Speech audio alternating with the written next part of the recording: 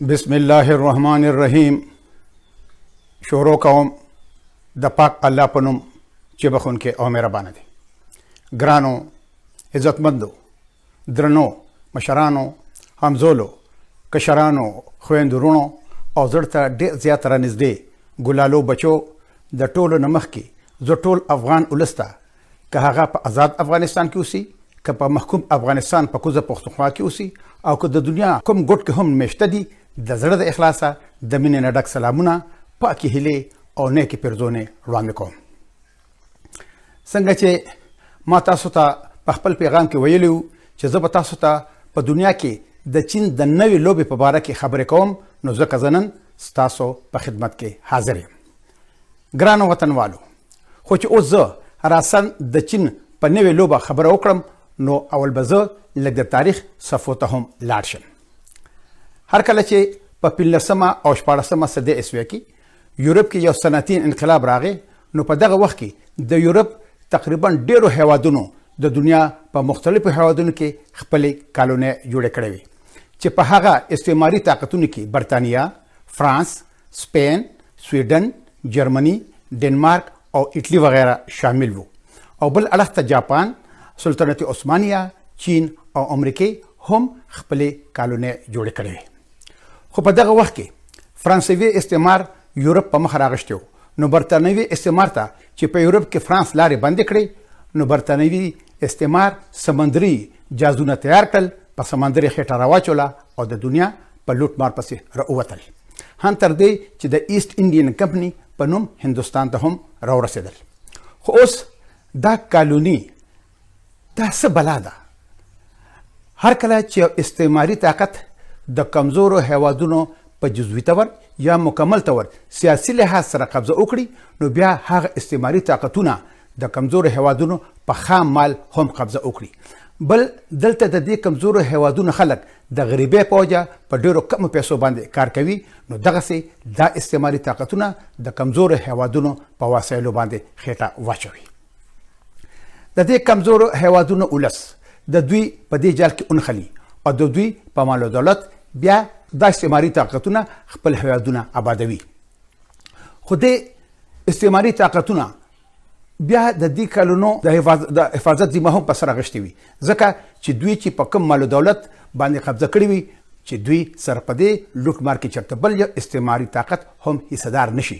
نو ځکه په 19مه صدۍ عیسوي کې د روس د ویرې د هندوستان استعماري طاقت برطانیې په افغانستان 2 جنګونه ورتپل، چې هسې نه چې روس د برطانوي هند سرحد ته رانږدې شي او د انګریزانو د هندوستان کالوني د خطر سره مخامخ شي.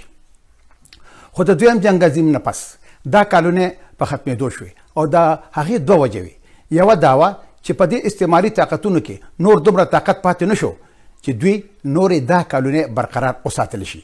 دویمه وجه دا وه چې د پیسفیک جنګ چې د ایشیا پیسفیک جنګ باندې هم مشهور دی، په هغې کې جاپان، هندوستان، چین او نورو کالوني هیوادونو ته دا وښایل چې د استعماري طاقتونو نه ځانونه خلاصول څه ګران کار نه دی. نو په دې وجه د ډي کالونایزیشن پروژه شروع شوه، یعنی د کالونو ختمېدل شروع شو، چې د هغې په نتیجه کې د دویم جنګ عظیم نه پس د برطانوي استعمار د خېټې نه د هغوی ناجیزه اولاد پاکستان هم راووتو. ګرانو وطنوالو، د دې نه پس نوې کالونۍ په بل شکل کې شروع شوې چې هغې ته نیو کالونیالیزم وایي، او دا د کالونیالیزم دویم شکل دی. د دویم جنګ عظیم نه پس دا نیو کالونیالیزم هم په هغه هیوادونو کې شروع شو چې کوم مخکې د استعماري طاقتونو کالونۍ وي. په نیو کالونیالیزم کې هم استعماري طاقتونه د دې کمزورو هیوادونو په معاشي، کلتوري، سیاسي او نورو خپل او اثر رسوخ په وجه په غیر مستقیم ډول کنټرول ساتي، او د دې هیوادونو هم په خپل خلکو دا استعماري طاقتونه خپلې هغه ګټې ترلاسه کوي چې کومې دوی په کالوني دور کې ترلاسه کولې. خو دلته دا کار دوی په غیر مستقیم ډول کوي. دوی دلته د بل په اوږه ټوپک ایښودی وي. لکه د پاکستان مثال به واخلو. په پاکستان کې دوی دا کار د پاکستان د آرمي او د پاکستان د سیول ملټري اسټابلیشمنټ واغشتو. الیور کرومویل په برتانیا کې مارشل لا لګولې وه، نو چې هغه مړ شو نو په هغه په عدالت کې مقدمه وچلېده او په هغه د مرګ سزا وختله. نو هغه د قبر نه راوویستو او د هغه لاش یې پانسي کړو. هغه د سحر نه تر د 4 بجو پورې مازدیګره پورې اویزان کړی و. خو په پاکستان کې د 15 کالو نه واخله تر د 18 کالو پورې مارشل لا وه، خو برطانیې او امریکې ښه په خلاص مټ د پاکستان او د فوجي ډیکټیټرز کومکونه کړي دي. ګرانو وطنوالو، بیا د نیو کالونیلیزم له دوام ورکولو دپاره د استعماري طاقتونو نورې مالیاتي ادارې جوړې کړې لکه انټرنیشنل مونیټري فنډز، ایشین ډیولپمنټ بینک او ورلد بینک وغیره وغیره، چې هغوی د کمزورو هیوادونو ته په اسان شرطونو قرضې ورکوي او دغسې دا طاقتور هیوادونه دا کمزوري هیوادونه په خپل جال کې راګیر کړي. نو بیا دوی دا کمزوري هیوادونه د خپل اقتصادي او استراتیژیکي ګټو دپاره استعمالوي، حالانکه دا اقتصادي او استراتیژیکي ګټې د دې کمزوري هیوادونو په ګټو باندې نه تمامیږي. نو په دې لوبه کې په دنیا کې 2 ګروپونه منځته راغلل. یو ته سوشلیست ګروپ چې د هغې مشري شوروي اتحاد کوله او بل ته به کیپیټلیست ګروپ ویل چې د هغې مشري امریکې کوله. او د دې دواړو ګروپونو په منځ کې د سوړ جنګ آغاز د کال 1945 نه وشو. خو په 26 د دسمبر کال 1901 کې شوروي اتحاد د منځ نځي او سوړ جنګ ختمیږي. خو دلته یو بله خبره منځته راغله چې د دنیا په سطحه چین یو ډېر لوی اقتصادي طاقت منځته راغی چې د هغې سره د امریکې او د هغوی د اتحادیانو اقتصادي ګټې او ستراتیژیکي ګټې د خطر سره مخامخ شوې. نو د هغې د مخنیوي دپاره امریکې او د هغوی اتحادیانو په دنیا کې خپل پلانونه مخ په وړاندې بوتلل شروع کړل. خو بل اړخ ته اوس چین هم د خپلو اقتصادي او ستراتیژیکي ګټو دپاره په دنیا کې د امریکې او د هغې د اتحادیانو خلاف خپلې هلې ځلې شروع کړې. خو اوس دلته چین یوازې نه دی، د هغه سره روس، پاکستان او ایران هم د امریکې او د هغوی د اتحادیانو خلاف ودرېدل. چین د خپلو اقتصادي او ستراتیژیکي ګټو په غرض یو نوې ډیپلوماسي اختیار کړه چې هغې ته ډیټ بوک ډیپلوماسي ویلی شي، یعنې د قرض د کتاب سفارتکاري. نو اوس چین لګیا دی په دنیا کې اقتصادي پنګوالی یعنې سرمایه کاري کوي چې د هغې په وجه چین خپل اقتصادي او ستراتیژیکي ګټې ترلاسه کوي. بل طرف ته امریکا هم لګیا ده په دنیا کې سرمایه کاري کوي، خو د چین او د امریکې سرمایه کاري طریقه بالکل جدا جدا ده.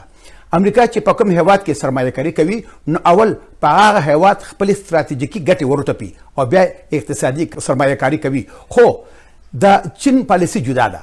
هغوی چې په یو هیواد کې سرمایه کاري کوي نو صرف اقتصادي سرمایه کاري کوي، خو خپلې ستراتیژیکي ګټې پټې په نظر کې ساتلې وي او هغه ښکاره کول نه غواړي. بل چین چې کله کمزورې هیوادونو ته قرضه ورکوي نو د هغې ګریس پیریډ هم ډېر زیات وي او د واپس کولو وخت ورله هم زیات ورکړي.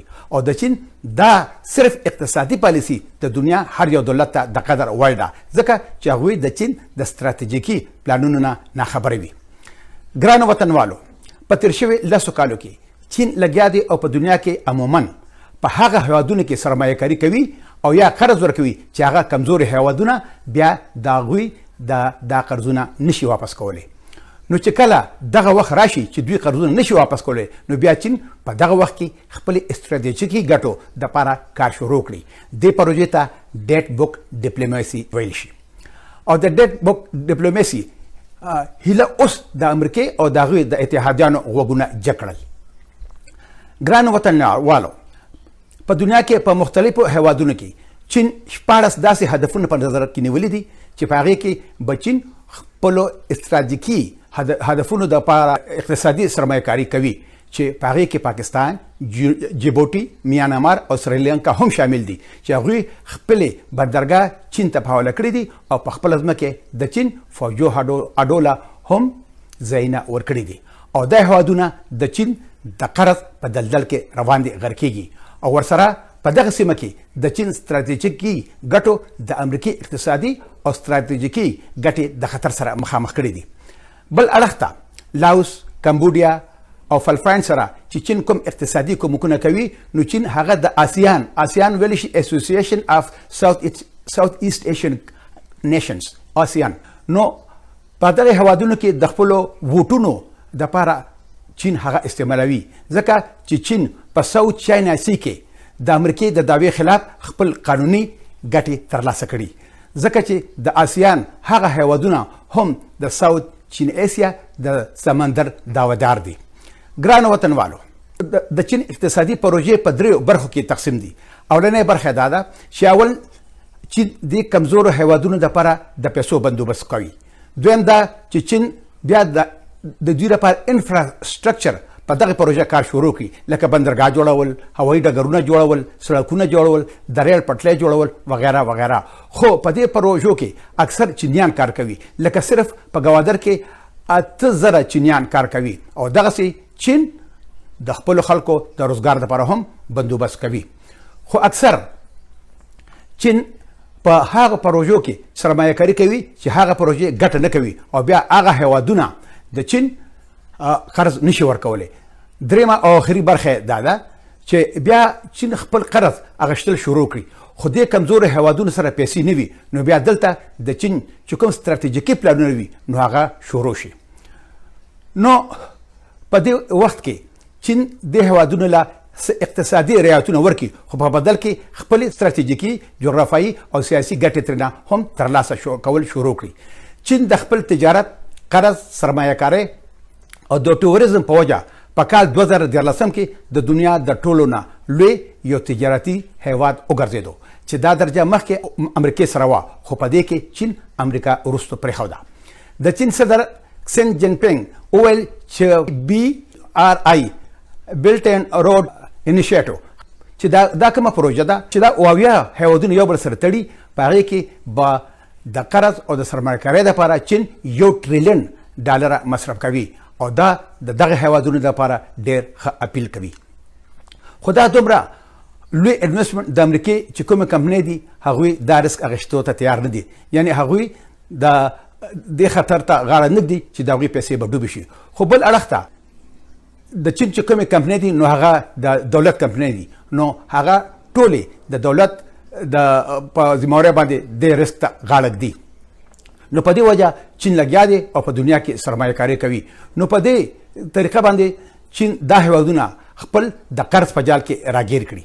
په کال 2009 کې چې کله په سریلانکا کې خطرناکه کورنۍ جګړه شروع وه، نو په هغه ورځو کې سریلانکا د هامبنټوټا پورټ جوړول غوښتل. نو سریلانکا، جاپان، انډیا، ورلډ بینک، انټرنیشنل مونیټري فنډ، ایشین ډیولپمنټ بینک او داسې نورو مالیاتي ادارو ته خواستونه کول چې موږ دا پورټ جوړول غواړو او موږ له پیسې راکړئ، خو چا ورله هم پیسې ورنه کړې. نو چین خو د داسې موقعو په تلاش کې وي. چین سریلانکا ته د $1500 میلیارډ پیشکش وکړو چې په هغې کې تقریبا $1.1 میلیارډ هم د هامبن ټوټا پورټ دپاره منظور شوی وي.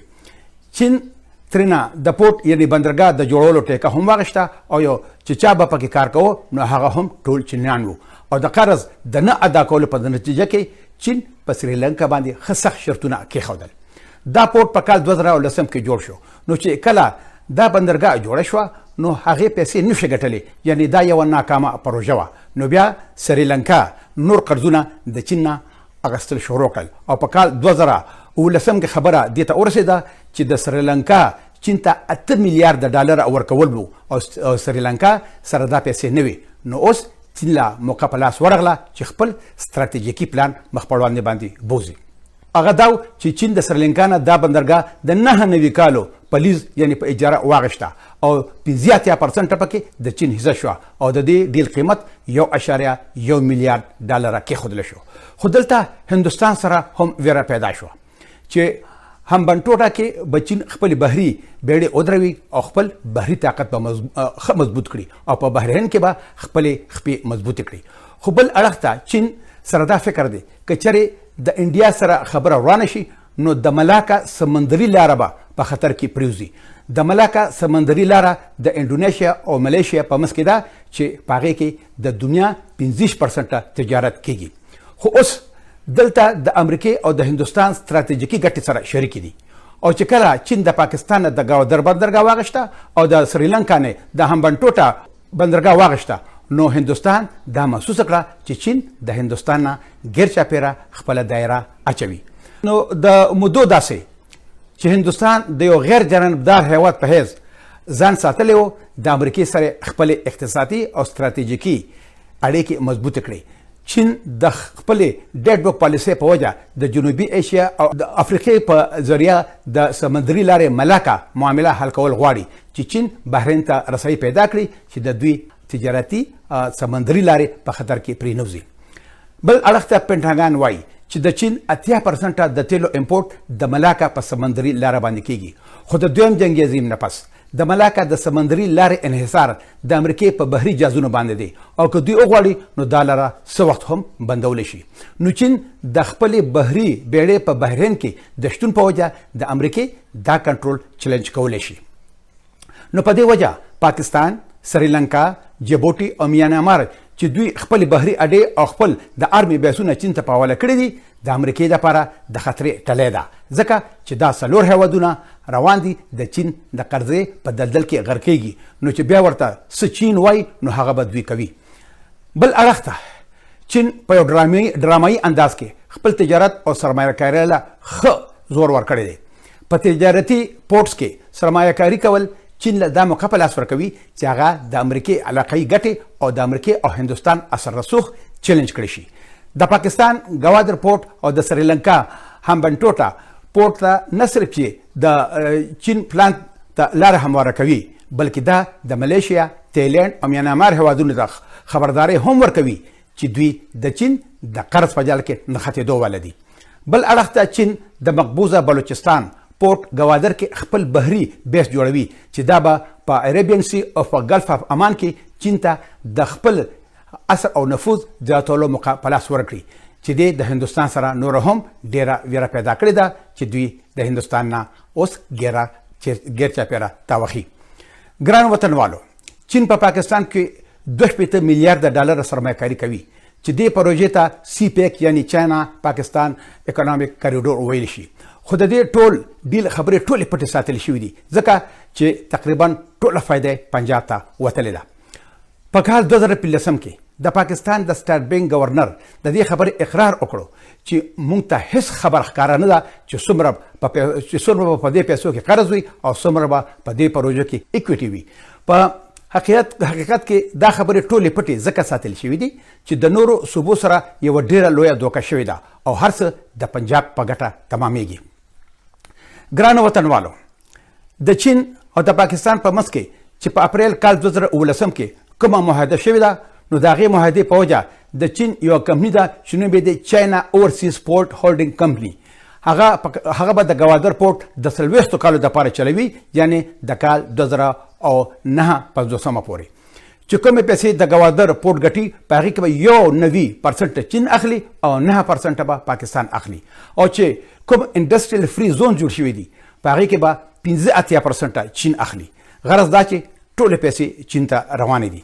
د دې نه علاوه پاکستان د دې خبرې پابند دی چې 14 میلیارډ ډالر به سره د 14% سود سره چین ته ورکړل کېدی شي چې په هغې کې 7% انشورنس هم شامل دی. پاکستان د ګوادر د قرض مسؤلیتونو بیرته ورکولو لپاره په حق کې اویزان دی، یعنی پاکستان چرته هم دا قرض چین ته واپس کولی نشي.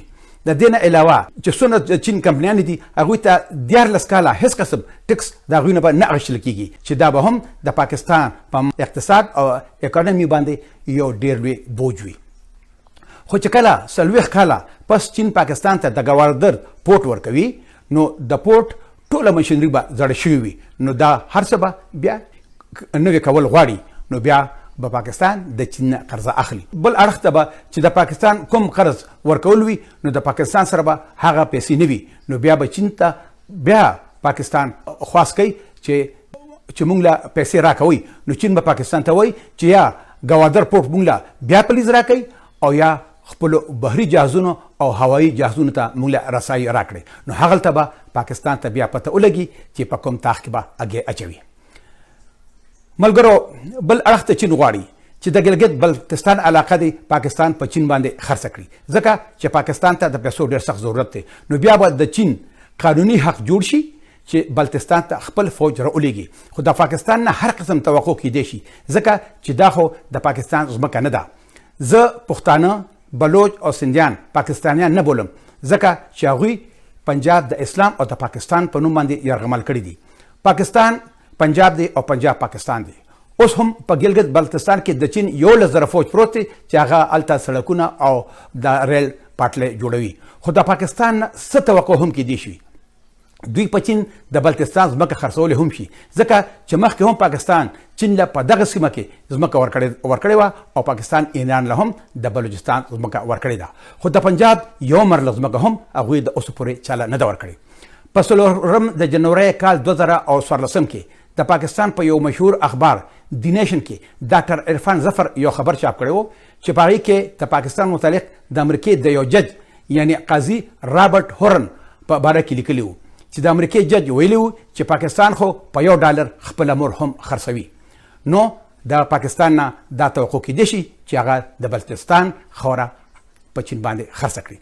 بل اړخ ته 50 کاله پس چین ته افغانستان ورپیاد شو او د چین د امنیت وزیر او د پولیټ بیرو یو طاقتور ممبر ژاو یونګ کانګ د افغانستان په سرکاري دوره راغلی او د کرزي سره هم ملاقات کړی و، ځکه چې اوس چین ته د افغانستان ضرورت پیدا شوی دی. خو چې کله په افغانستان کې جنگ شروع شو نو چین به د روس نه کلاشینکوفونه اخیستل او پاکستان ته به لیږل او پاکستان به هغه افغانانو له ورکول او هغوی به خپل وطن ورانولو. بل خواته چې ګوادر پورټ جوړ شي نو چې د مرکزي اسیا چې څه هیوادونه دي نو هغه به د افغانستان په سینه تیریږي نو ګوادر ته به رسي. ګرانو وطنوالو، چین تاجکستان ته هم ډېرې قرضې ورکړې وي، خو بیا چې کله تاجکستان قرض نشو ورکولی نو په جنوري کال 2011 کې تاجکستان په چین باندې 1000 مربع کیلومتر ځمکه خرڅه کړه. دا ځمکه د پامیر د غرونو سره واخان کم کوریډور دی د هغې سره نږدې ده. د واخان کوریډور د افغانستان او د چین په منځ کې یوه ټوټه ده چې دا د 10 نه واخله تر د 40 میلو پورې پلنه ده او د 140 میلو پورې اوږده ده. د واخان د سر د پاسه یوه دره ده چې پاخجیر دره ورته ویلی شي چې هغه د واورو په وجه ټول کال بنده وي. نو آخر چین ته څه داسې ضرورت پیښ شو چې د تاجکستان نه په دغه سیمه کې ځمکه واغشته. خو دلته یو بله عجیبه شان خبره منځته راغله. په 5 د جون کال 2012 کې د هندوستان یو ریټایرډ جرنیل و چې د هغه نوم وی کے سنګ او هغه د هندوستان د فوج مشر هم پاتې شوی و. د هغه یوه انټرویو د ټلګراف اخبار کې چاپ شوی وه چې په هغې کې هغه ویلي و چې د چین دا پلان دی چې د واخان د کوم چې کوریډور دی د هغې د لاندې یو ټنل وباسي چې د افغانستان سره چین د دې ټنل په ذریعه باندې ملو شي. نو که دا ټنل جوړ شي نو بیا به چین ډایرکټ د افغانستان سره ملو شي او چین به د افغانستان سره د پاکستان په ذریعه هم لارې جوړې کړي. د دې نه علاوه اوس چې د ګلف نه چین ته د تیلو کوم ټینکر راځي نو په هغې کې تقریبا 14 ورځو نه واله تر د 15 ورځو پورې وخت لګي. خو چې چین کله د ریل د پټلو او د سړکونو جال خور کړي نو بیا په دې باندې صرف 48 غنټې لګي. نو ګرانو وطنوالو، راځئ چې لږ په دې فکر وکړو چې الله پاک افغانستان له یو داسې جغرافیایي حیثیت ورکړی دی چې د افغانستان نه د سرو زرو مرغۍ جوړه کړې ده. امریکا، ناټو، یورپ، چین ټول د خپلو اقتصادي او ستراتیژیکي ګټو دپاره په افغانستان کې ناست دي. نو که زموږ افغانستان د داسې حالاتو نه فایده واخلي او د دې هیوادونو سره تعلقات د وطن او د ولس په ګټو بدل کړي نو د افغانستان نه به په دې دنیا کې د جنت یوه ټوټه جوړه شي. خو د بدبختۍ نه زموږ مشران د خپلې چوکۍ دپاره خو ډېر تکړه دي چې د نورو هیوادونو سره معاملې وکړي، خو د خپل ولس او د خپل وطن دپاره هېڅ نه دي کړي او نه یې کوي.